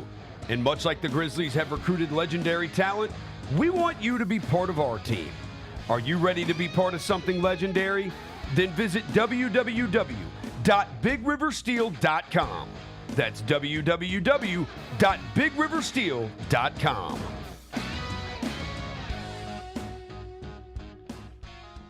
Welcome back to the Chris Vernon Show on YouTube at Grind City Media and the official Grind City Media app. Now, back to your host, Chris On one morning Vernon. bright and clear, my old folks and I drew near, just a village down in sunny Tennessee. I'd been speeding on that train that would bring me back again to that girl I left in sunny Tennessee. I could hear those voices singing as she bid farewell to me. Far across the fields of cotton, my old homestead I could see as the moon rose in its glory. All right, we're back. Chris Vernon Show. All right, a couple things that we do have to get to. We have not gotten to speak about Jaren Jackson Jr. just very barely missing all NBA. And so you wonder what that is going to do regarding the summer. You think he just plays it out and tries to make all NBA? I mean, that's what you're doing, right? You're just playing it out and trying to make all NBA. Yeah, because it just makes it makes things much more manageable going forward, you know. Yeah. The only concern would be like you never want to. Well, this is a guy that did re-up at a lower rate because of injuries the last time around, right? Yeah. And so it's like, do you I mean, geez, it's $200 million. I mean, I think, and he was so close. So close. So close. I mean, how hard is it going to be? But on the other hand, do you look at it and you go, hey, I can secure all this money right now? And, I mean, I don't know. Maybe you just have total belief in yourself. I mean, he played basically the whole season without Ja Morant. Yeah. Right? 4 games, yeah. He played, and Morant wasn't around. How hard is it going to be to make all NBA if Morant's in the mix? Just because if you got two, right? You got two guys that are up for it. Morant's made all NBA prior to. Yeah, you'll still get a good deal even if you don't make all NBA, right? I wonder what he's going to do. I feel like he's going to play it out. Yeah, I think he's going to. I don't know though. Out. I haven't talked to him. I really don't know. It's if he plays it out. It's still hard to turn down $150 million. It is. It's man, not with what's on the other side of it, even from another team, because another team can offer him more than what. And he's still so young. Let's not do that, Roser. But I'm just saying, no. If he goes to unrestricted free agency next year, another team can offer him 4 years and like $220 million. Right. We could offer like 5 years, $296. Right. So ultimately, we can still offer the 5th year and offer him more money. They did catch a huge... Even if he doesn't get a Supermax, I swear, it makes it more depressing that they have not built out around... I mean, that's why this summer is everything. Bro, you can't keep getting these kind of breaks. Yeah. You can't, bro. Seriously. You're catching every break in terms of how to build a team. You ruined it you messed it up the first time. Like, even the Bain contract is not that bad. Yeah. No. When you look at it, it's like, bro, Morant got suspended, and so he didn't make that All-NBA, and you locked him up at, a rate that you got him at, and now you're getting Jaren, and that was... I mean, you are a vote away from $350 million.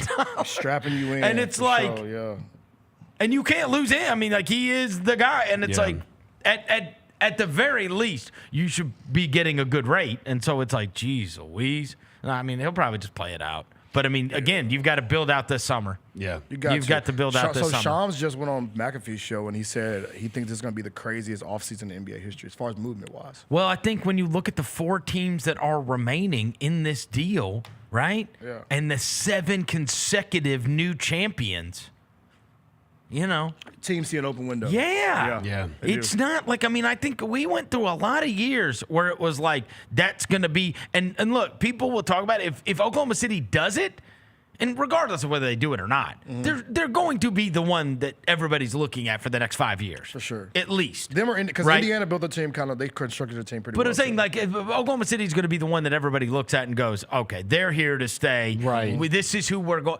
Like, there's always the league changed because it was like for many years, you were sitting there going, look, if we're going to get to this level, we've got to be able to beat the Warriors, right?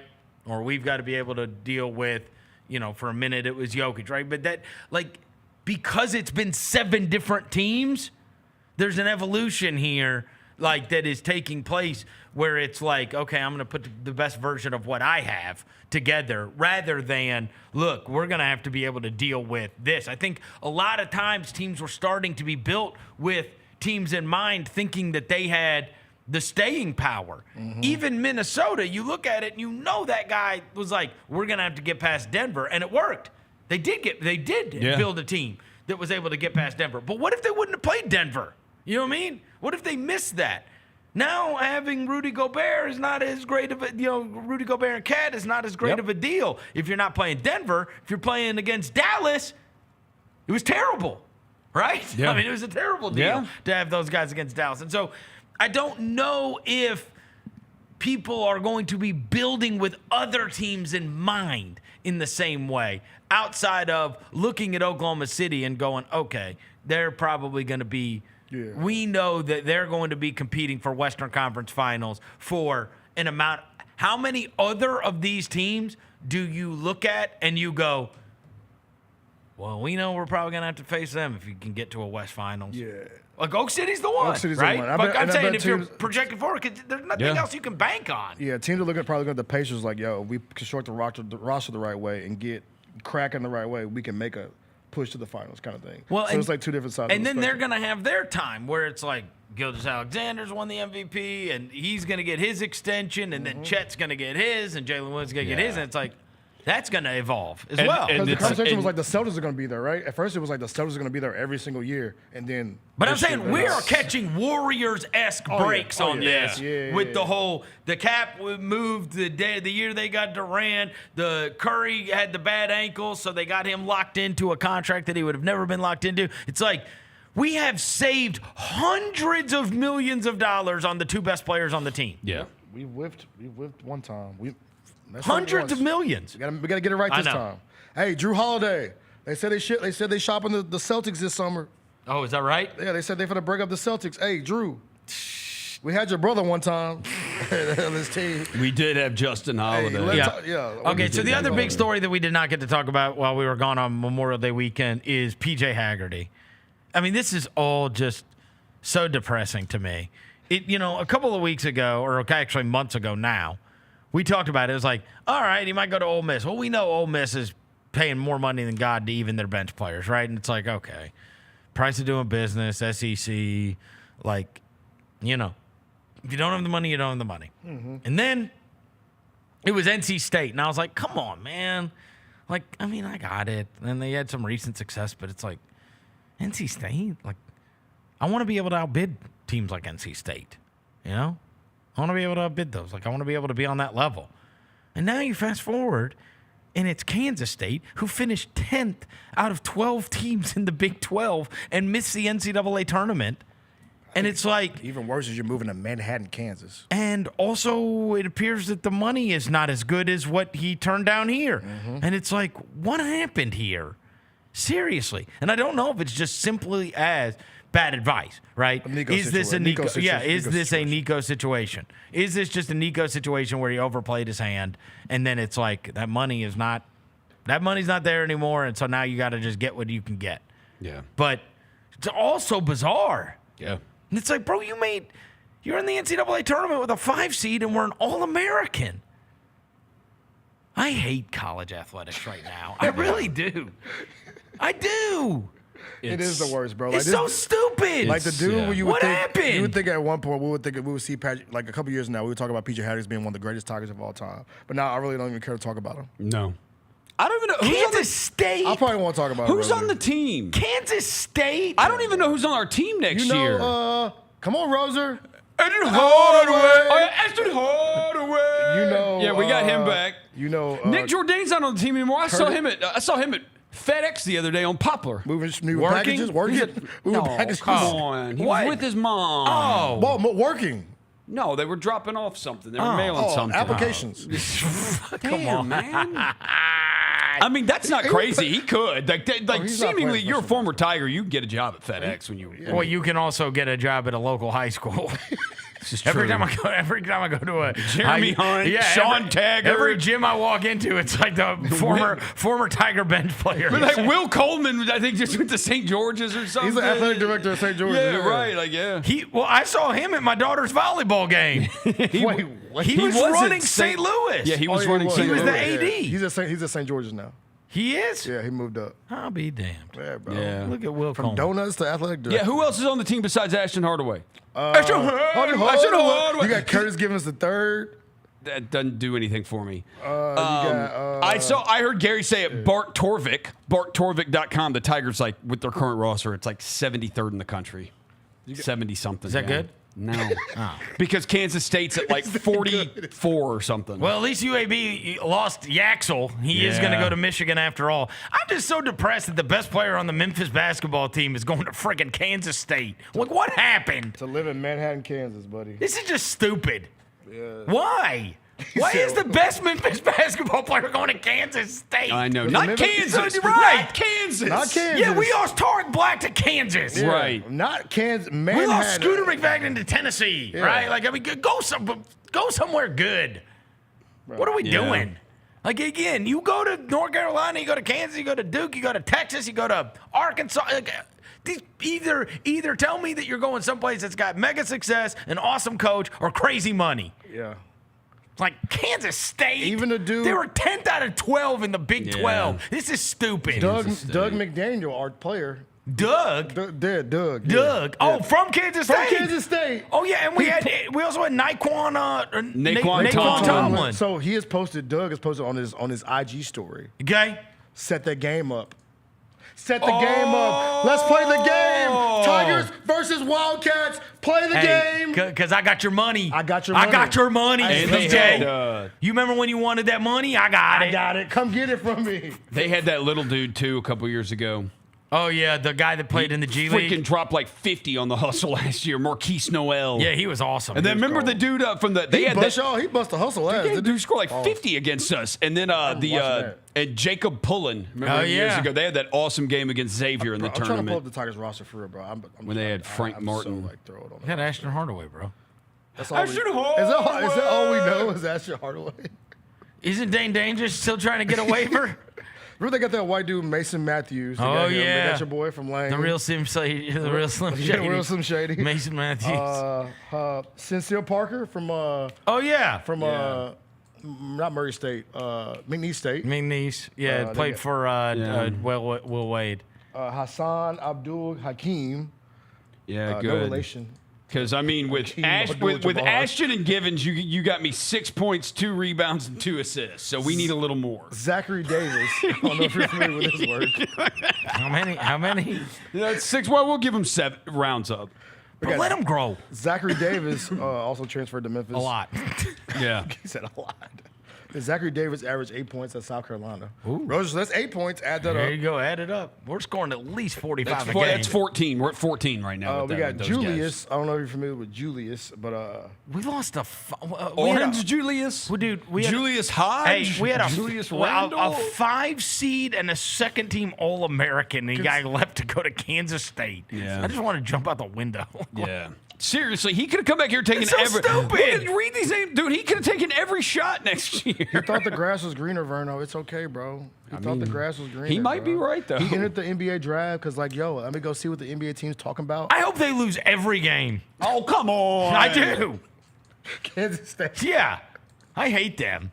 I wish the young man well. Why'd you I don't lose every game? Yeah, and I hope he goes undrafted. Who cares? He's got $3 million. Sometimes what are you going to cry for him? College SGA, and he cut his hair off too. Looked like a different dude. Yeah. Jerome, don't call me Pootie Tang.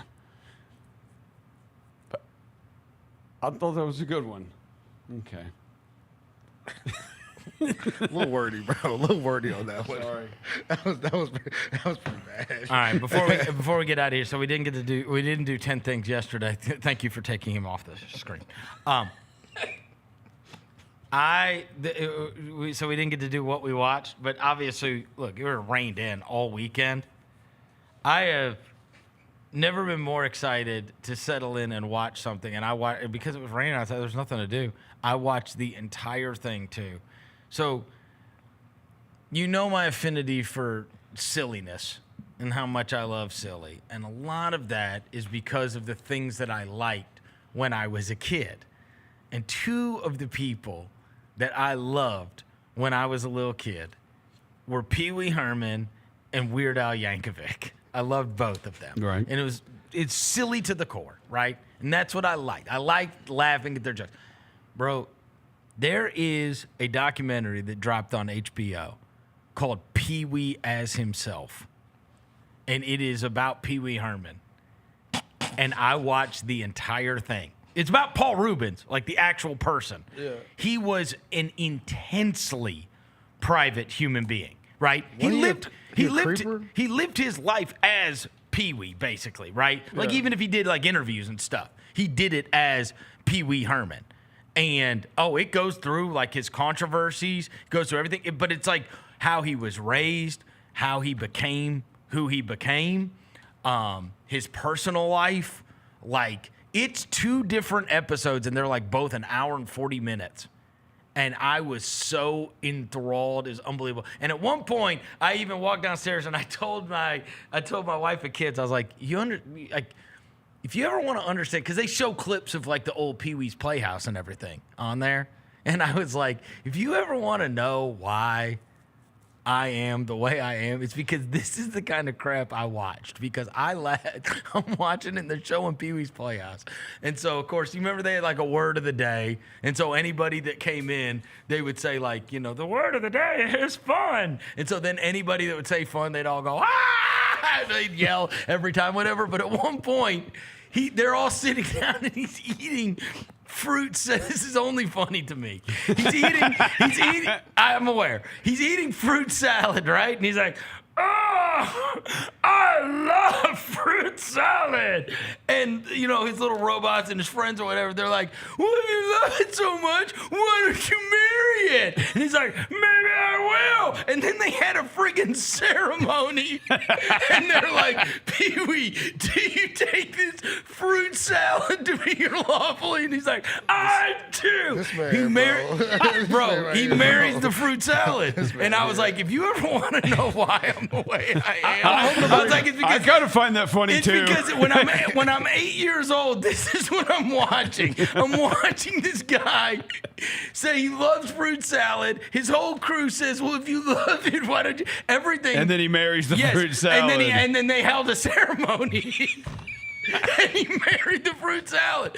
And I'm like, this is me. This is why. I find that funny too. This is why I'm silly, is because this is the crap. The documentary is unbelievable. Unbelievable. Because you just don't know, where do people like this come from? Yeah. You know what I'm saying? And he was actually, it's crazy. He went to acting school in LA, in his class, there's only 10 people in the class. David Hasselhoff and the chick that played Peg Bundy on Married with Children, the big redhead, she was in the class too. Then he leaves there, he goes to LA, and he's in the Groundlings. And guess who wrote Pee Wee's Playhouse with him? Friggin' Phil Hartman. Oh. Yeah. Phil Hartman. And he was one of the funniest people ever. He was in the Groundlings. Yeah. They had a huge falling out, him and Phil Hartman. But like all these like famous people like were in the Groundlings or crossed paths with him, whatever. And he like invented this character, Pee Wee Herman, on the Groundlings. Yeah. And then like started doing it, whatever. And then in order to get the movie, like the first movie, the Tim Burton one, Pee Wee's Big Adventure, before that, he went on tour. Like, I can't remember how many cities it was. Slammed out places doing Pee Wee Herman. And it proved to them it could draw an audience.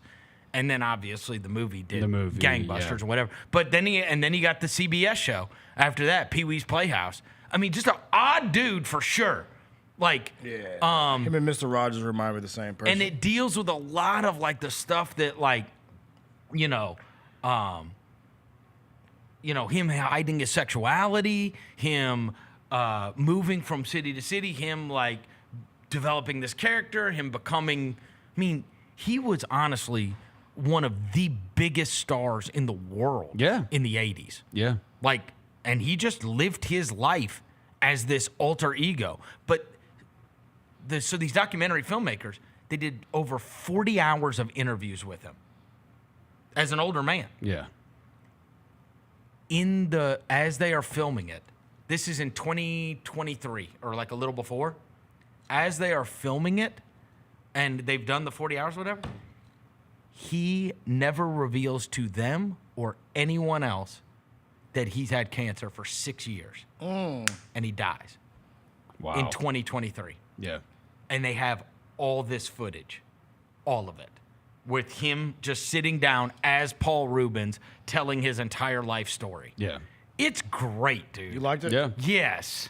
It is great. Like, just in terms of like, how much time? How long? It's two episodes, and they're both an hour and 40 minutes. Ooh, that's long. Yeah. But I was enthralled the entire time because that's my childhood. Yeah. Like, it's super fascinating to watch this guy and also just to see a guy talk about like living a life as this alter ego. Yeah. And then when he got in trouble for jerking off in the movie theater and whatever, it's like he's the mugshot of Paul Rubens. That's like the first time that anybody saw him as this guy. Yeah. Like that's a real person. He's just always been Pee Wee Herman. And if he would go on David Letterman, he's Pee Wee Herman. And if he went if he even like left his house, he was Pee Wee Herman. Yeah. That's who he became. This alter ego. But he was like a real dude. And he talks about being a real dude. Like, and his whole like real life, his dad, his mom, his sister, they're all in it. It's crazy. It's called Pee Wee as himself. I've never been more excited to sit down and watch something. I watched the whole damn thing this weekend. I watched the whole damn thing. Pee Wee. Shout out Pee Wee. I watched. Maybe I will. I watched I did watch the Bin Laden thing on Netflix. And? I knew everything. I knew all of that. I'm history buff Roser. The book was better. No. History buff Roser. No, National Geographic's Inside 9/11 documentary is better. Oh God. Okay, bro. But it is good. It is really good. Most people don't know any of that, so like it is really good. And I watched something you recommended a while ago. I watched on Netflix The Return of the King, the '68 comeback special from Elvis. Oh, it's good. It is good. I was wondering why Conan O'Brien was in it. I was like, why is he in this so much? Lies, bro. But our buddy Wright Thompson's in it a bunch Thompson's too. in it a ton. It's on Netflix? It's on Netflix, yeah. It's super like an interesting. hour and a half. It is. It is. It's super interesting. It's fun to watch. And the concert's good. The concert is good. The concert is really good. It's just fascinating where he was in his life and like all the stuff that went on. And the whole idea that he was just not performing. Yeah. No, he didn't perform for so long. Like a decade, he just didn't perform. Just did those shitty movies. Did those horrible movies. That's tough. and did those horrible soundtracks for them because they were selling, and then they started to just die down. So weird. I did think they did give the Colonel his props, though, as far as the merchandise go. Oh, yeah. He was the first one to really do that, like Make merch. money off of merch. Make money off of merch. Shout out merch, yeah. All right. I was in Nashville. Had a good weekend. You're Nashville Dev now. I'm not Nashville Dev. You've been twice in the last month. Don't do this. In the last month, you've been twice Don't do this. for 3-day weekends. Don't do this. You spent 6 days in Nashville over the course of the last month. Yeah. That's a And lot. you're like That's outside. You're Nashville Dev. No, I'm not. I'm not Nashville Dev. You are. And you're outside. I was outside though. We had a good time. Shout out Capri. Shout out to the places we went. Shout out to the brunch spots we went to. Yeah, we had a good time though. We had a great time all weekend. We went to I went to a comedy show at Zany's. Yeah. Saw Tony Baker. He was hilarious. By the way, I told you before like probably the worst occupation to have is being a bad comedian. Because like your job is to make people laugh, and like nobody's laughing at your jokes, and it's tough. There was one you saw. There was one guy in the Tony opener? Baker show. Yeah, he was an opener. He was so bad. Like he was telling jokes, he'd be like, "Ha ha," and like the crowd would not laugh. They weren't into it. They weren't into it. But Tony Baker was funny as hell. Went to a couple events, a couple of local spots. Had a great time in Nashville. Nashville Dev. Don't do that. Look at him. Nashville Dev. Don't do that, bro. Wow. I am. We'll see you Memphis here to the- during the week and there on the weekends. Nashville Dev. You want to find Devin on the weekends? Yeah. He's in Nashville. Go to Barstool. No, bar. we went to Barstool one night. That place is wild too, boy. I tell you. Is it good? We had a section there one night. Is it good? It was lit. Yeah, it was lit. But I prefer good music. Like I prefer to be around like R&B music and like rap music. Yeah. But the homies had a section, so you got to pull up. You know what I'm saying? They've got a couple of bars in the country. They got Chicago. They got one in Philly. I've heard they're fun. Yeah. Oh, it's lit now. I think section culture is ruining clubs, but when you have one, it's a good feeling. Yeah. Section culture is not fun. It keeps people from interacting with each other. When you showed up, they were like, Nashville Dev. No, that's not what they did. That's not what they did. When you walked in, they had a cover charge. They said, "Oh no, Nashville Dev gets in for free." Hey, no. Wait, I forgot. We went to Jelly Roll Spot. I gotta tell you about that. Jelly Roll Spot's elite. Oh yeah, bro, elite, bro. Jelly Roll's got a bar. He's got a bar on Broadway. 3 levels. Bottom level's live music, like band. Second floor is like clubby type vibe. Third floor like a rooftop vibe, but it's like a club. All right, it's Jelly like Roll. And it's like this big ass head in the middle of it. This sounds like 152. You but seen him? Way better. He's lost 180 pounds. Yeah, really? he has. You like Lizzo, bro? You see Lizzo trying to be? I saw a video of him and that Burt Kreischer, the comedian, last week. He is smaller than Burt Kreischer. Really? Yeah. He's lost 180 pounds. Bro, it's good for the health. Jelly Roll, bro. Yeah. Hey, him and Lizzo having a weight off, bro. You see Lizzo? Got the blonde hair. She losing weight. Hey, bro. She's gonna need to change her Instagram handle. Lizzo be eating. Yeah, Lizzo be like working out. Lizzo not be eating. Like, Yeah. but what happens to all the people that she was always preaching to though? Remember? She would always be telling like, eat that cheeseburger. Yeah, Be right. yourself. Yeah. Does that message still hit or not? For sure not. For sure it doesn't They're hit. like, I thought you told us to eat our Yeah. cheeseburger. She was like, I'm just kidding. I'm just kidding. You really thought it was cool to be fat? Psych! Look at me now! All right, we'll be back tomorrow. Until then, we go on.